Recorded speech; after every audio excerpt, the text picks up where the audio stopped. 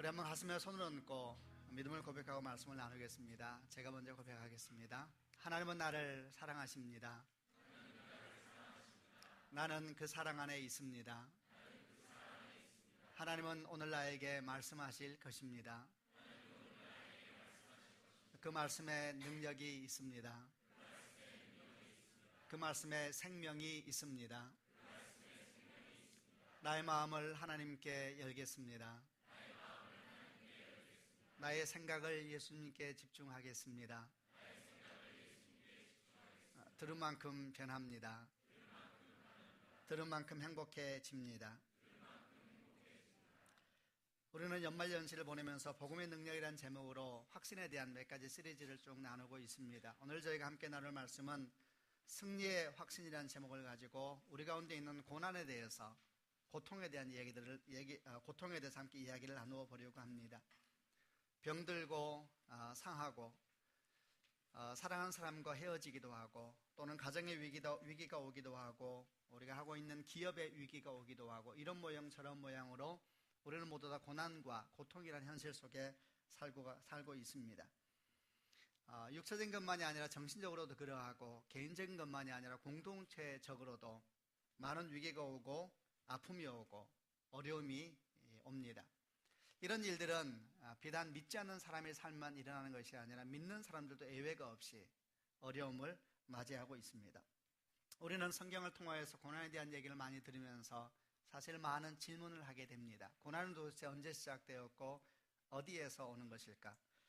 고난은 왜 오는 것일까? 고난은 꼭 필요한가? 하나님은 고난을 어떻게 보시는가? 우리는 믿음의 사람인데 고난 가운데 우리는 어떻게 살아야 되는가? 이런저런 질문들을 많이 하게 됩니다. 이런 많은 질문들 가운데서 믿는 사람으로서 마음 가운데 지워지지 않는 질문 또는 마음이 한 가지 있는데, 그것은 하나님이 전능한 분이시라는데 라는 생각입니다.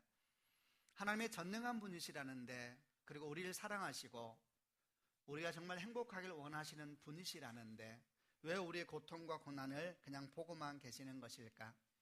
왜 우리에게 고통과 고난을 주시는 것일까? 그분이 정말 전능한 분이시라면 우리가 당하는 모든 고통과 고난을 하루아침에 없애버리시면 되지 않는가? 이런 질문들이 우리 마음 가운데 남아 있습니다. 오늘 저희가 고난에 대한 말씀, 또 고난 가운데 승리를 주시는 말씀을 함께 나누게 되면서 성경 가운데는 고난에 대한 얘기를 쭉 나누어 보려고 합니다.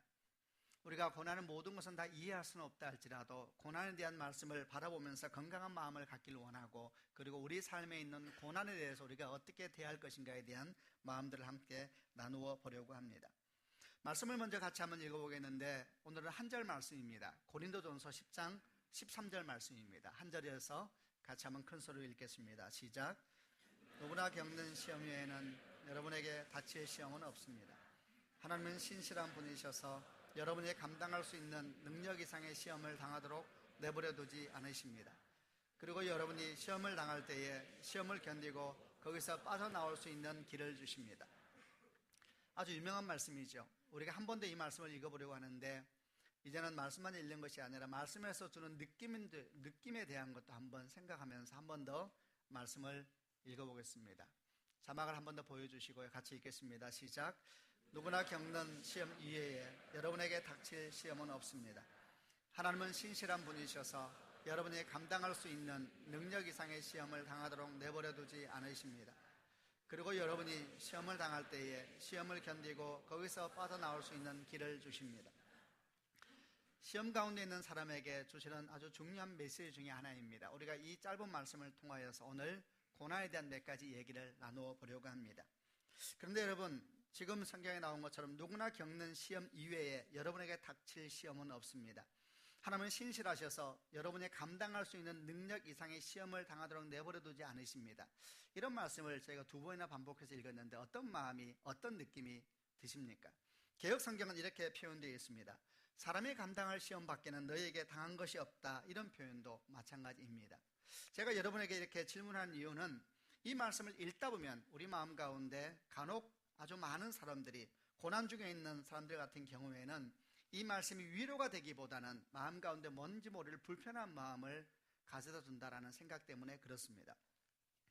누구나 겪는 시험 외에 여러분에게 닥칠 시험은 없습니다. 그분은 신실하셔서 여러분의 감당할 수 있는 능력 이상의 시험을 당하도록 내버려 두지 않습니다. 이 말씀이 주는 약간의 불편한 마음은 마치 하나님께서 우리가 겪는 시험 아무것도 아니야 라고 말하는 것 같은 느낌 때문에 그렇습니다. 나는 죽을 것 같은데 하나님께서 마치 야, 뭘 가지고 그러냐, 너만 그러는 거 아니야, 이렇게 말씀하는 것 같은 느낌. 사업 부도 좀 났다고 뭐 죽을 것처럼 그러냐, 야 다른 집은 부도 날 사업도 없어, 뭐 이렇게 말하는 것 같은 느낌. 애가 대학 좀 떨어졌다고 왜 그렇게 낙심하냐, 꼭 대학 나와야 인생 잘 되냐, 이런 느낌들. 몸에 병 좀 걸렸다고 왜 그러냐, 어떤 사람은 팔다리도 없이 살기도 해. 우리는 정말 죽을 것 같은데 하나님께서는 그거 별거 아니라고 말씀하는 것 같고, 그리고 능력 이상의 시험을 당하도록 허락하지 않는다는 말씀 같은 걸 보게 되면 더 불편해지기 시작합니다. 내가 그럴 힘이 없어서 죽을 것 같은데 하나님께서 너무 무심하신 건 아닌가라는 생각 때문입니다. 여러분, 결코 오해하지 마시길 바랍니다. 이 말씀이 의미하는 것은 그런 의미가 아닙니다. 우리가 고난에 대해서 생각할 때에 우리 마음 가운데 지금 우리가 가지고 있는 불편한 마음과 같은 오해가 있습니다. 하나님께서 우리 고난에 대해서, 우리 아픔에 대해서 너무 무심하신 것 같고, 그리고 하나님께서 결국은 다 괜찮아질 거라고 이렇게 아무 의미 없이 위로하는 사람들처럼 우리에게 다가오는 것 같은 불편함이 있다는 이야기입니다. 결코 그렇지 않습니다. 이 말씀을 의미하는 것은 누구나 겪는 시험 외에 여러분에게 닥칠 시험은 없습니다 라는 말이 의미하는 것은 우리가 당하는 시험이 아무것도 아니란 말이 아닙니다. 우리가 당하는 시험이 별거 아니란 말이 아니라 하나님께서 우리 별거 아니란 말이 아닙니다. 하나님께서 우리의 고난과 아픔에 대해서 진정으로 아파하시고 결코 별거 아닌 것으로 여기지 아니하십니다. 우리가 힘들어하실 때에, 우리가 아파하실 때에, 우리가 아파할 때에, 우리가 지쳐할 때에 주님은 우리보다 더 우리를 보면서 아파하시는 분이라는 것을 잊어서는 안 됩니다. 하나님께서 우리를 향한 마음이 어떠하신가에 대해서 성경에 설명할 때에 많이 쓰는 단어 중에 하나가 주님의 긍휼하심에 대한 이야기를 합니다. 긍휼이라는 이야기는 우리를 불쌍히 여기시는 주의 마음에 대한 이야기입니다. 신약 성경을 보게 되면 예수님께서 사람을 불쌍히 여기시는 장면들에 대한 설명이 나옵니다. 그런데 그 불쌍히 여기시는 긍휼에 대한 표현을 쓸 때 쓰는 헬라의 단어가 원래 뜻이 무슨 말이냐면 사람의 내장을 의미합니다. 창자, 사람의 깊은 뱃속을 가리킨다는 단어를 가지고 그분의 아픔을 설명하고 있습니다. 예를 들어서 마태복음 9장에 나오는 예수께서 무리를 보시고 불쌍히 여기셨습니다. 그들이 목자 없는 양처럼 시달리고 방황하기 있었기 때문입니다. 또 마태복음 14장에 예수께서 도착해서 보시니 많은 무리가 있었습니다. 예수께서 그들을 불쌍히 여기시며 아픈 곳을 고쳐주셨습니다. 눈먼 자, 중풍병자, 귀머거리 든 자들의 사방에서 나올 때에 주께서 그들을 고치시면서 쓰는 단어가 뭐라고 말씀하시냐면 그들을 불쌍히 여기시다라는 표현을 쓰고 있습니다. 또 예수 앞에 무릎을 꿇고 앉았던 문둥병자를 향하여서 이렇게 말씀하십니다. 예수께서 불쌍히 여기시고 손을 내밀어 그를 만지시며 말씀하셨습니다. 내가 원한다, 깨끗함을 받아라. 같은 단어를 쓰면서 주께서 불쌍히 여기시다는 단어를 쓰고 있는데 이 단어가 의미하는 것은 뱃속 깊은 곳에서 올라오는 아픔이 있었다는 이야기입니다. 우리나라 말에 창자가 끊어지는 아픔이라는 것이 있죠. 정확하게 그 말입니다. 주님의 긍휼을 설명하실 때에 창자가 끊어지는 같은 아픔이 주님에게 있었다는 단어를 일부러 가져와서 주의 마음을 설명하고 있는 성경 말씀을 볼 수가 있다는 이야기입니다. 하나님께서는 우리 아픔을 아파하십니다. 우리가 힘들어하고 우리가 지쳐할 때에 창자가 끊어지는 것처럼 아파하시고 애통해하시고 진심으로 슬퍼하는 분이라는 것입니다. 구약에서는 이 하나님의 긍휼을 설명하시면서 이사야 49장 14절 15절 이런 말씀이 나옵니다. 여자가 자기 젖 먹는 날을 잊을 수가 있겠느냐, 자기가 낳은 아이를 불쌍히 여기지 않겠느냐, 혹시라도 어미는 자기 아이를 잊는다 할지라도 나는 너를 잊지 않는다. 어떻게 여자가 자기 젖 먹는 아이를 잊겠습니까? 어떻게 어머니가 자기의 태에서 난 아이를 불쌍히 여기지 않겠습니까? 이런 사람은 없습니다. 어떻게 어미가 그럴 수가 있겠습니까? 주님께서는 있을 수 없는 일을 예를 들면서 만약이라도 있을 수가 없는 일이지만 만약에 여인이 자기의 젖 먹는 아이를 불쌍히 여기지 않는 일이 생긴다 할지라도, 태에서 난 아이를 불쌍히 여기지 않는 일이 생긴다 할지라도 나는 너에게 말한다. 나는 너를 잊지 않을 것이다. 난 너를 불쌍히 여긴다. 이렇게 표현을 하고 있다는 이야기입니다. 에스겔 18장 31절 32절 말씀에 이스라엘 백성아, 왜 너희가 죽으려고 하느냐? 나 주 여호와가 말한다. 나는 누구든지 죽는 것을 즐거워하지 않는다. 회개하라. 그러면 살 것이다. 이스라엘 백성을 향하여 진노하신 하나님께서 속마음을 말씀하십니다. 이스라엘 백성아, 왜 너희가 죽으려고 하느냐? 내가 너에게 말한다. 나는 누구든지 죽는 것을 즐거워하지 않는다. 심지어는 성경은 말하기를 나는 악인의 죽는 것도 기뻐하지 않는다라고 말씀을 하십니다. 돌아오라, 그래야 살 수가 있다. 성경에서 동일하게 보여주는 우리를 향한 주의 말씀은 어떤 말씀인가? 정말 우리를 아끼시고 사랑하시기 때문에 우리가 고통 가운데 있을 때에, 우리가 아픔 가운데 있을 때에 창자가 끊어진 같은 아픔을 우리를 바라보고 있다는 이야기입니다. 사랑하는 여러분, 우리가 고난에 대해서 첫 번째 가진 오해 중 하나가 바로 이런 것입니다. 하나님께서 우리 고난에 무심하신 것 같은, 결코 그렇지 않습니다. 그분은 마음 깊은 곳으로부터 아파하십니다. 창자가 끊어지는 것처럼 슬퍼하십니다. 부모라면 이 마음을 잘 아실 것입니다. 그러면 성경 가운데서 누구나 겪는 시험 외에 여러분에게 닥칠 시험은 없습니다. 또 시험 당할 쯤에 다 능력을 주십니다라는 의미는 무슨 말인가? 그 말은 고난이 별것 아니라는 의미가 아니라, 그 말이 의미하는 것은 모든 사람은 다 고난 아래 있다라는 의미입니다. 모든 사람은 숙명적으로, 이 숙명적이라는 말이 성경적이지 않은 표현 같은 느낌이 들지만 그래도 일부러 씁니다. 사람은 숙명적으로 고난 아래 있는 존재이다 라는 말을 의미하는 것입니다. 여러분, 사람은 숙명적으로 고난 아래 있습니다. 누구도 이 일에는 예외가 없습니다. 고난을 얘기할 때 또 다른 우리 오해가 뭐냐면 왜 나만 이라는 말입니다. 왜 나만 이런 일이 생기는가? 다른 사람은 저렇게 잘 먹고 잘 사는데, 다른 사람은 저렇게 별 어려움도 없는데, 별로 힘든 일도 없는데 저렇게 행복하게 사는데 왜 나만, 내가 무슨 죄를 지었다고 왜 나만, 내 인생만 이러는가? 라고 말한다는 것입니다. 여러분, 그런 사람은 없습니다. 고난이 없는 사람이 없습니다. 제가 이전에 교회에 있을 때에 아주 오래된 이야기인데, 제가 아주 사랑했던 집사님 가정이 있었습니다. 저는 그 집사님 가정을 볼 때마다 마음으로부터 부러웠습니다. 제가 목사인데 정말 저는 그 가정이 부러웠습니다. 정말 인고 같은 부부관계가 얼마나 아름다운지 몰라요. 아이가 둘이 있었는데 좋은 대학 들어가고, 이 표현을 이해해 주시길 바랍니다. 얼마나 착하고 열심히 공부하는지 몰라요. 그리고 하나님께서는 신앙도 너무 아름답게 주셨을 뿐만 아니라 재정의 복도 주시는데 이런 얘기를 하더라고요. 땅을 하나 사게 됐는데 자기가 살래야 산 게 아니래. 억지로 또 맡게 됐대요. 몇 년 전에. 근데 몇 년 지났더니 그 근처에 세종시가 들어와가지고 자기는 그냥 어쩔 수 없이 또 맡았는데 지가 올라가지고 경제적으로도 지나치지 않게 안정되고, 제가 그런 거 보면서 속으로 부러운 거예요. 목사인데 참 저렇게 부부관계가 아름답구나, 저렇게 자녀가 건강하게 잘 자라구나, 이렇게 신앙이 좋고 하나님께서 경제적으로도 이렇게 안정감을 갖게 해주시고, 저 사람들은 어떻게 저렇게 인생이 잘 될 수가 있을까? 마음 가운데 부러움이 생기더라고요. 그런데 몇 개월 뒤에 연락이 왔어요. 그 남자 집사님이 선생님하고 계셨었는데 몸이 조금 피곤해서 병원에 가서 검사를 받았더니 사실은 큰 병이 몸에 있었던 거예요. 그리고 1년 동안 얼마나 같이 많이 울었는지 몰라요. 주일 예배가 끝나고 난 다음에 그분은 교회에 올 수가 없어서 그 집에 가서 다시 예배를 드리면서 얼마나 주 앞에 울면서 기도했는지 몰라요. 그러나 그 모든 기도가 주께서 도대체 응답하지 않는 것 같은 시간을 계속 보내야만 됐습니다. 결국 그분은 천국에 가셨습니다. 저는 그분의 모습을 다 기억합니다. 얼마나 정말 천사 같은 사람이었고 주님이 이런 사람의 모습일 거야 라고 생각할 만큼 아름다웠습니다. 마지막 시간이 다 돼갈 때는 온몸이 다 마르고 그분이 중환자실에 계실 때에, 또 그날도 주일 예배를 마치고 그분과 예배하기 위해서 중환자실로 찾아가는데 목사가 찾아온다고 그 지친 몸을, 그 마른 몸을 일으키고 목사님을 누워서 맞이할 수 없다고 앉아 기다리는 모습을 보면서 저는 생각했습니다. 천사가 있구나. 주님이 이런 모습일 거야. 그러나 하나님께서 그를 결국 천국으로 부르셨습니다. 참 많이 울었습니다. 보내기 전에도 울었고 보내고 난 뒤에도 울었습니다. 낙심이 찾아오고 절망이 찾아왔습니다. 목사인 나에 대해서, 그리고 심지어는 하나님에 대해서 이런저런 마음이 감당할 수가 없었습니다. 물론 그 뒤에 그분이 천국 가시고 난 다음에 그 가정에는 얼마나 아름다운지 몰라요.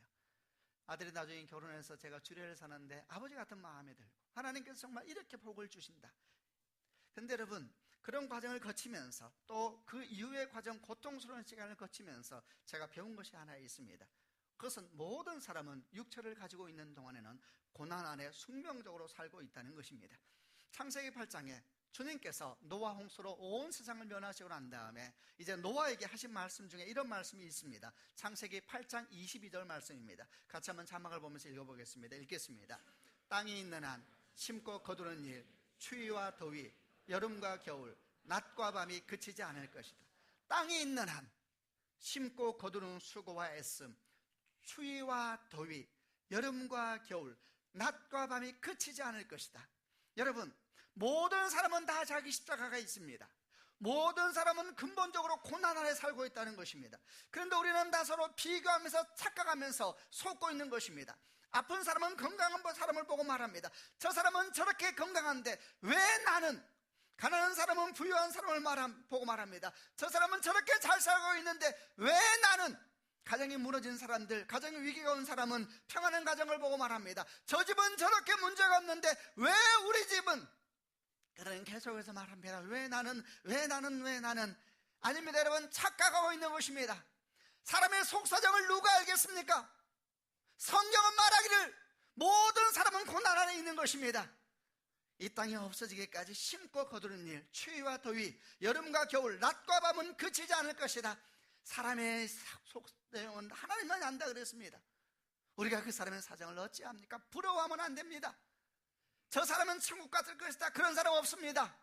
사실은 모든 사람이 고난 가운데 있고 모든 사람이 아픔 가운데 있는 것입니다. 우리는 근본적으로 고난 가운데 던져져 있는 인생입니다. 그러다 보니 다시 또 질문하게 됩니다. 그럼 하나님, 도대체 이 고난은 어디서 시작된 것입니까? 누가 이 고난 우리에게 주는 것입니까? 우리가 많이 하는 말 중에 이런 말이 있습니다. 하나님께서 우리를 축복하기 위해서 고난을 주신다라는 말이 있습니다. 여러분, 여기서 다시 우리는 고난에 대한 또 다른 오해를 찾을 수가 있습니다. 여러분, 어떻게 생각하세요? 하나님은 우리에게 복을 주시기 위하여 고난을 주신다, 이 말을 어떻게 생각하세요? 최근에 성경 공부를 하면서 한 집사님이 이런 말씀을 하셨습니다. 살아오면서 참 많은 어려움이 있었대요. 잘 살았는데 당신은 바르게 서 있었는데 많은 일이 주변에서 생긴 겁니다. 그래서 많은 아픔과 힘든 일을 겪으셨습니다. 그래서 그 결과 하나님을 만나게 되셨대요. 감사하대요.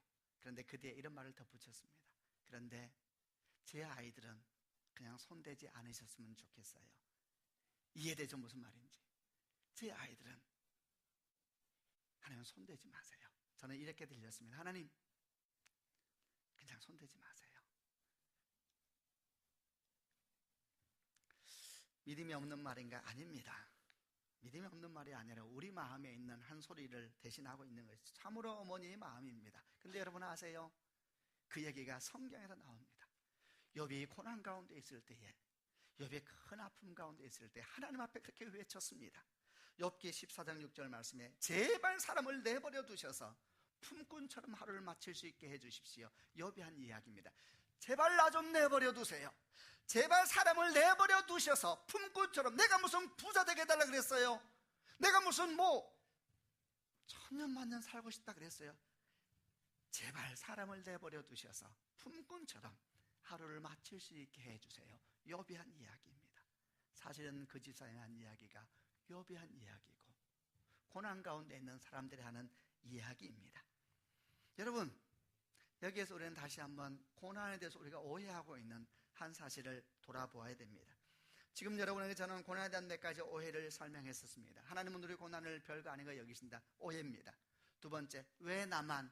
오해입니다. 그리고 지금 말하는 세 번째 고난에 대한 오해, 하나님께서는 우리에게 복을 주기 위하여 고난을 주셨다, 고난을 만드셨다라는 말, 완전히 오해입니다. 여러분, 고난은 하나님이 만드신 것이 아닙니다. 하나님께서 고난을 만들지 않으셨습니다. 에덴에는 고난이 없었습니다.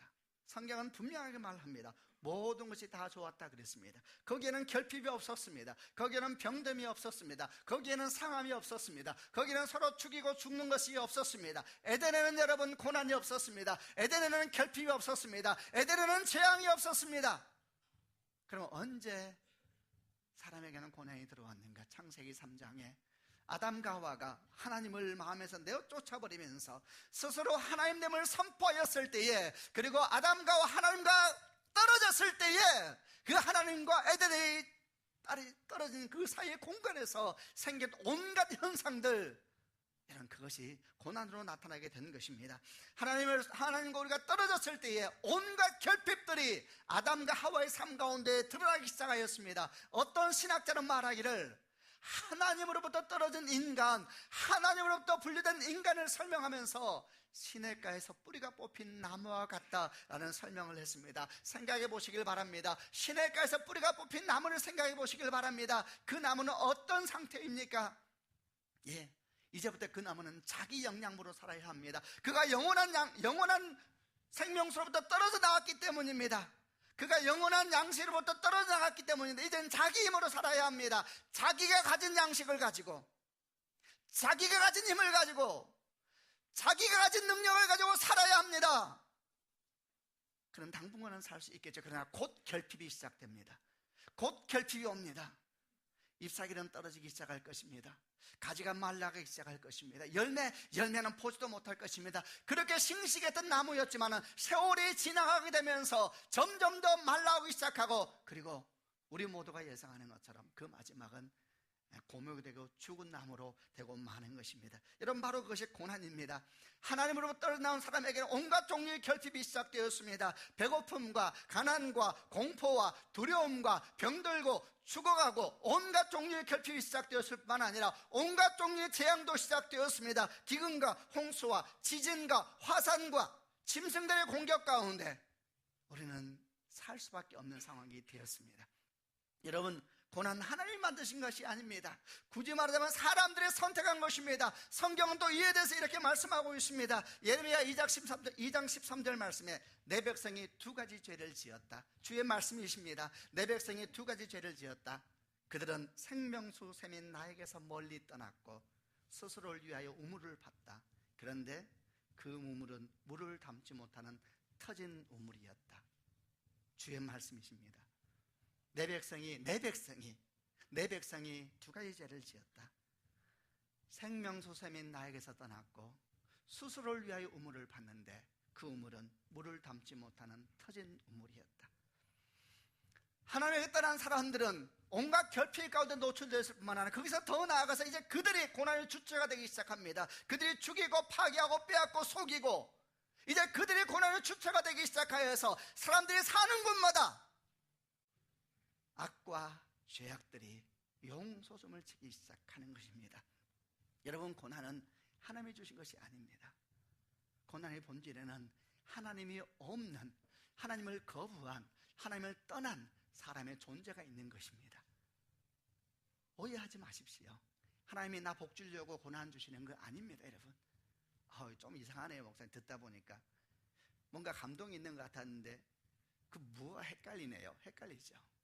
그러면 다시 우리는 질문을 해봐야 됩니다. 그러면 하나님은 도대체 고난에 대해서 무엇을 하셨는가? 그분이 그렇게 우리를 사랑하신다면서 그분은 무엇을 하셨는가? 그분은 무엇을 하셨는가? 그분은 우리 고난 속으로 걸어들어 오셨습니다. 우리가 숙명적으로 고난 아래 살면서 그 고난의 끝은 죽음입니다. 외로움도 죽음을 생각하게 하고 배고픔도 죽음을 걱정하게 되고 상함도 병듦도 다 끝은 죽음이라는 것으로 모아지게 되어 있죠.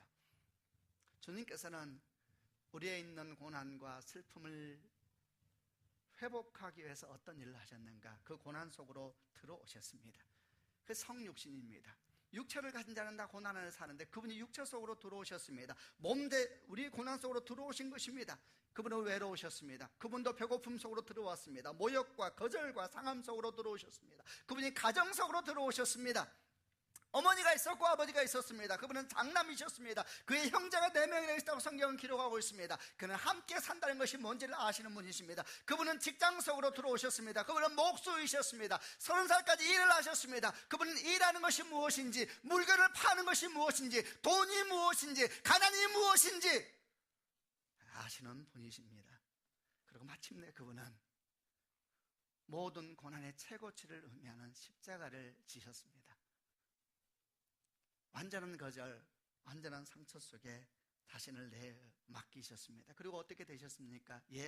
고난의 끝인 죽음 속으로 그분이 걸어 들어가셨습니다.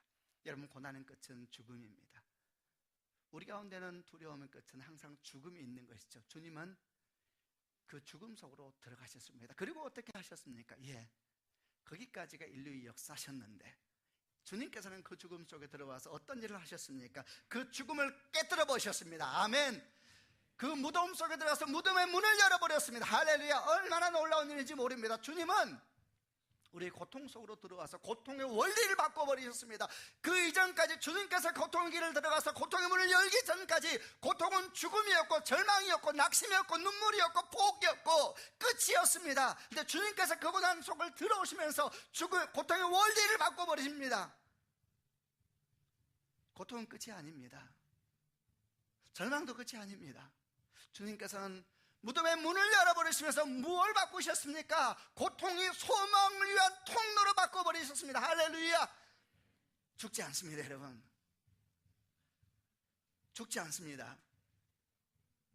그 끝에 가서 우리가 발견하는 것은 주님께서 활짝 열어놓으신 문을 발견하게 될 것입니다. 너무너무 감사한 사실은 성경을 기록하기를 주님께서 부활하셨을 때에 문을 열고 나오셨다고 기록이 되어 있습니다. 주님이 부활하셨을 때 문을 닫은 채로 밖에 나온 게 아니에요. 문이 열려 있었습니다. 얼마나 멋진 장면입니까? 그리고 지금까지도 그 문은 활짝 열려 있는 걸 믿으시는 축복이 있기를 바랍니다. 문이 활짝 열렸습니다. 그리고 고난의 모든 원리가 바뀌어버렸습니다. 주님은 고난을 파괴해버리시고 고난을 더 이상 슬픔의 길이요 눈물의 길이 아니라 소망의 길이요 약속의 길이요 은총의 길로 바꿔버리신 것입니다. 할렐루야. 우린 여러분 십자가 목걸이를 하고 다닙니다. 십자가 기거를 하고 다닙니다.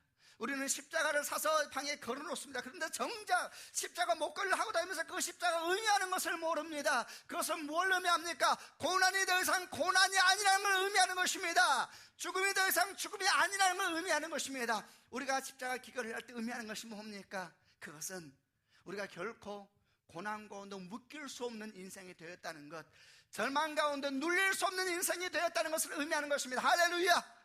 하나님께 감사와 찬양을 드립니다.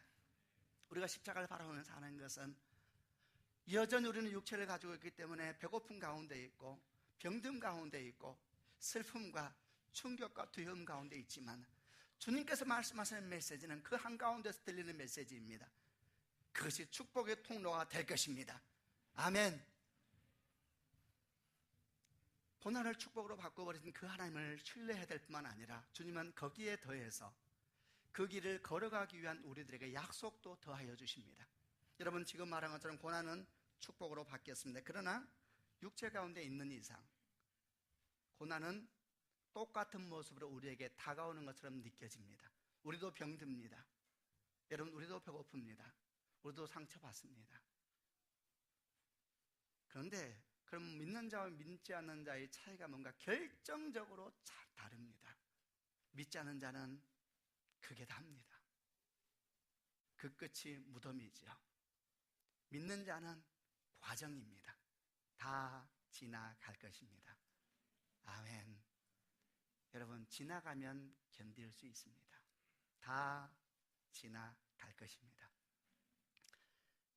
이전에 제가 부산에 살다가 서울로 올라와서 20살 때 저희 어머니가 너무너무 보고 싶을 때에 금요일 저녁만 되면은 기차를 타고 부산을 내려갔습니다. 근데 제가 좀 무지해서 미리 기차표를 안 끌어놔가지고 입석인 거예요. 입석. 내려갈 때도 입석이요, 올라올 때도 입석이요. 누가 생각할 때는 절약하려고 그랬구나. 절약이 아니고 올라서 밤새 가는 것이죠. 그러나 저는 낙심하지 않았습니다. 중간에 내리지 않았습니다. 대전쯤에 내려서 다 못 가겠다 그러지 않았습니다. 우리 어머니가 부산에 계시고 그 차는 반드시 갑니다. 쓰러져도 그 안에 있고 배고파도 그 안에 있고 추워도 그 안에 있고 지쳐도 그 안에 있으면 되는 것입니다. 아멘. 지나갑니다. 그뿐만 아니라 주님께서 약속을 주십니다. 첫 번째 약속, 여러분이 감당할 수 있는 능력 이상의 시험을 당하도록 내두지 않겠다는 얘기는 무슨 말이냐 하면 시험을 감당할 힘을 주시겠다는 약속입니다. 당신의 힘으로 감당하는 얘기가 아니고 감당할 힘을 주시겠다는 약속입니다. 아멘. 두 번째, 시험 당할 즈음에 피할 길을 주시려 두 번째 약속, 고난 중에 피해야 할 길을 주시겠다는 약속입니다. 그냥 이 약속을 내 것으로 받아버리는 축복이 있기를 바랍니다. 제가 선포할 때 아멘 하시길 바랍니다. 여러분, 고난 중에 감당할 힘을 주십니다. 고난 중에 피할 길을 주십니다. 그런데 여러분, 모든 성경의 약속이 그러한 것처럼 이 약속이 여러분 것이 되기 위해서는 여러분이 믿음 가운데 서 있어야 되는데, 여러분이 해야 될 행동과 가져야 될 마음이 있습니다. 여러분, 첫 번째, 담대하시기를 바랍니다. 여러분, 고난 중에 담대하시기를 바랍니다. 요한복음 16장 32절 33절 말씀 한번 성경을 보면서 같이 읽어보겠습니다. 16장 32절 33절 읽겠습니다. 시작. 그러나 잘 들으라. 너희가 뿔뿔이 흩어질 때가 다가오고 있으며 이미 그때가 되었다.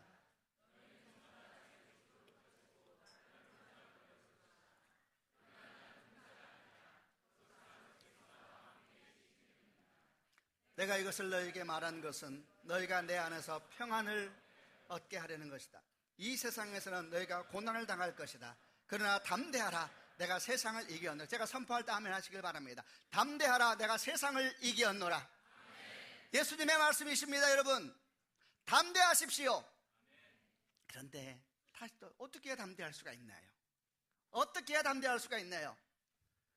제가 국민학교 때, 지금은 초등학교로 말하죠. 국민학교 때에 옛날에는 시험을 치고 나면 선생님이 이렇게 밤에 막 점수를 매겼잖아요. 이렇게 다 프린트아웃 할 때에. 그럴 때에 혼자 힘드시면 이제 반에서 착하고 공부 잘하는 애들을 따로 남으라 그랬지요. 저도 남았지요. 그래서 남아서 이제 밤새 이렇게 점수를 잘 모르는 분도 계실 거 있었어요. 그런 게 했단 말이에요. 근데 어느 날 선생님이 남으래요. 기쁘게 남았지요. 근데 이제 일을 하다 말고 선생님이 갑자기 저한테 무슨 얘기를 부탁했냐면, 내려가서 교무실 옆에 자료실이라는 곳이 있었는데 자료실에 가서 뭘 좀 가져오라 그랬어요. 선생님이 날 인정을 사는 말이니 왜 제가 안 가겠습니까? 제가 혼자 내려갔지요. 근데 자료실이란 걸 제가 처음 가봤는데 거기 온갖 것이 다 들어있었는데 문을 여는 순간 제가 얼마나 놀랐는지 모릅니다. 달빛이 약간 창문으로 들어오는데 문을 열자마자 온갖 것이 다 모여있는데 짐승, 거대한 멧돼지 같은 짐승이 저쪽 창문 쪽에서 막 저를 향해서 달려들 것처럼 서 있는 거예요. 국민학생, 너무너무 무서웠습니다. 나중에 보니까 이게 박제된 짐승이었는데 너무너무 저는 무서웠습니다. 그런데 그 어린 마음에 한 가지를 생각했습니다. 올라갈 수는 없다. 불을 켜야 되겠다는 생각. 여러분, 불을 켜는 순간 모든 게 정체가 드러납니다. 기억하시길 바랍니다. 어둠 속에는 쥐도 능력이 있습니다. 어둠 속에는 아무런 생명에 있는 멧돼지도 능력이 있습니다. 어둠 속에는 호흡도 하지 않는 독수리도 능력이 있습니다. 그거는 쥐가 능력이 있는 것이 아니고 어둠의 능력입니다. 여러분, 담대함은 칼과 창이 주는 것이 아닙니다. 빛이 담대함을 줍니다. 어려울 때 고난 중에 정직하셔야 됩니다. 고난 중에 바르게 서 있어야 합니다. 고난 중에 바르게 서 있어야 됩니다. 여러분, 사무엘상 17장 45절 말씀에 다윗이 골리앗과 싸우러 나갈 때에 골리앗이 다윗을 보면서 너무너무 웃겼습니다. 도대체 나를 어떻게 보길래 저런 꼬마를 나에게 보냈느냐?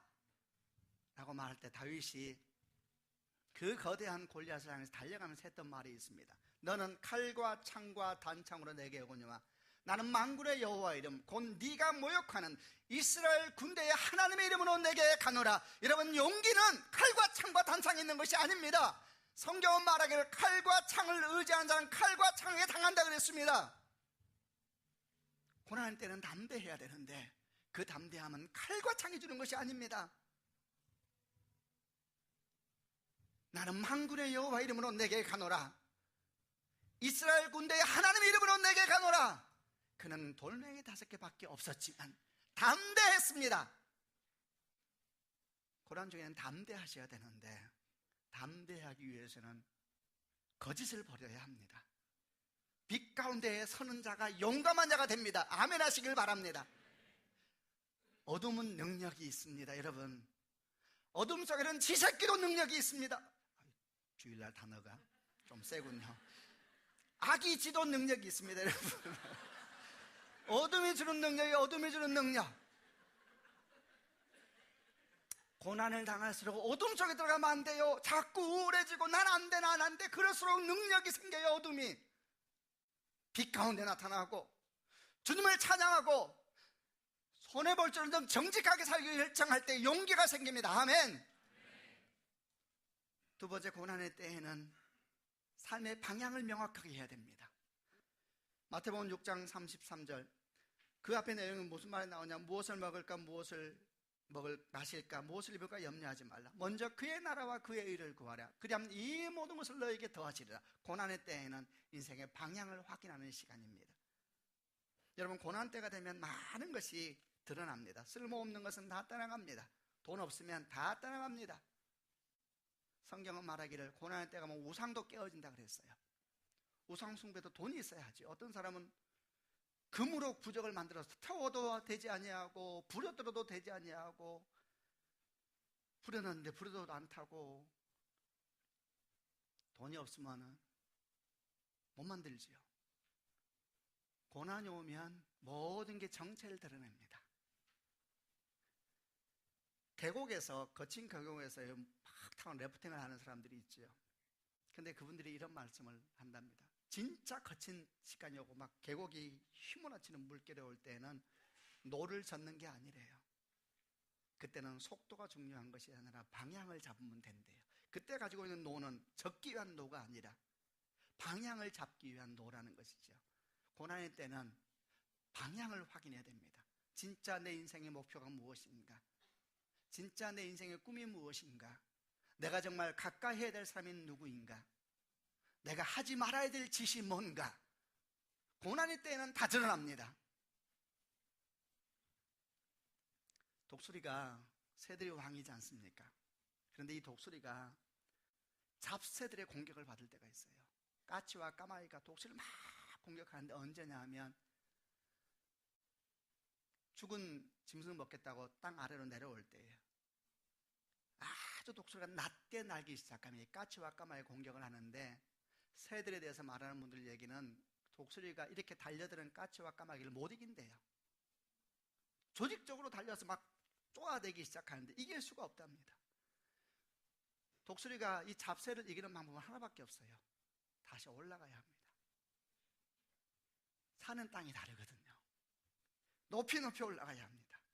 이 새들은 높이 못 올라와요. 땅에 속한 새들이기 때문에 여기 되면 끝이에요. 그러나 독수리는 뚫고 올라가는 거예요. 높이 올라가 비상을 하면은 더 이상 잡새들이 와서 쫓지를 못하는 것이죠. 그리스도인들이 고난을 당하는 많은 이유는 너무 세상적이어서 그런 것입니다. 너무 세상적이거든요. 온갖 새들이 와서 쫓아대는 것이죠. 높이 올라가야 됩니다. 하나님의 생각을 하고 하나님의 꿈을 꾸고 하나님의 마음을 갖고 하나님의 눈물을 취하려고 그러고 하나님 앞에, 더 하나님 앞에 고난의 때에는 인생의 방향을 확인하는 때고 인생의 목표를 확인하는 때거든요. 고난의 때일수록 중심을 잘 잡아야 합니다. 놓아야 될 것이 무엇이고 결코 놓아서는 안 될 것이 무엇인지를 굳게 잡고 있어야 됩니다. 다 지나갑니다. 세 번째, 마지막 고난의 때에는 무엇보다 주님을 신뢰해야 됩니다. 로마서 8장 28절, 하나님을 사랑하는 자 곧 그 뜻대로 부르심을 입은 자들에게는 모든 것이 합력하여 선을 이루느니라. 얼마나 위로가 되는 말씀입니까? 모든 것이 합력하여 선을 이루느니라. 퍼즐 조각과 같지요.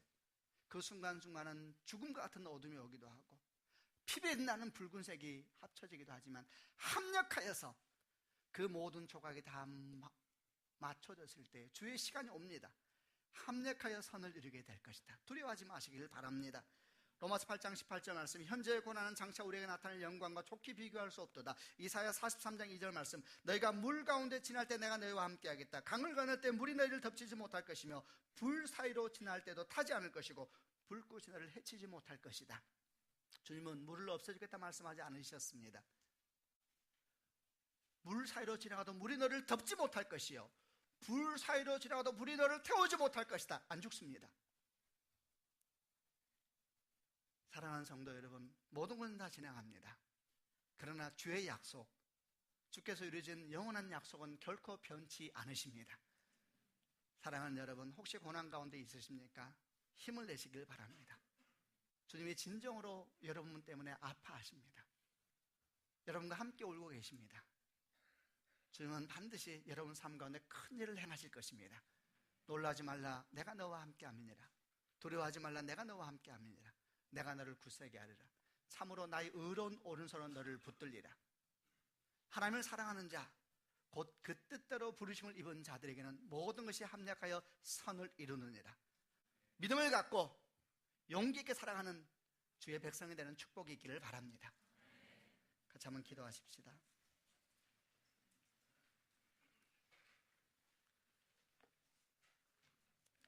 혹시 여러분 가운데 하나님, 제가 지금 고난 가운데 있습니다, 그런 분들이 있다면 눈을 감고 한번 가슴에 손을 얹으시기를 바랍니다. 지금은 고난 가운데 있지 않을지라도 제가 여러분에게 말할 수 있습니다. 고난은 옵니다. 목사님 주일부터 왜 그러세요? 저주의 말이 아니고 고난이 옵니다. 하나님께서 고난의 원리를 바꾸어 버리셨습니다. 믿으십시다. 쓰러지더라도 믿고 쓰러지고 주 앞에 나아가십시다. 두려워 말라, 내가 너와 함께한다.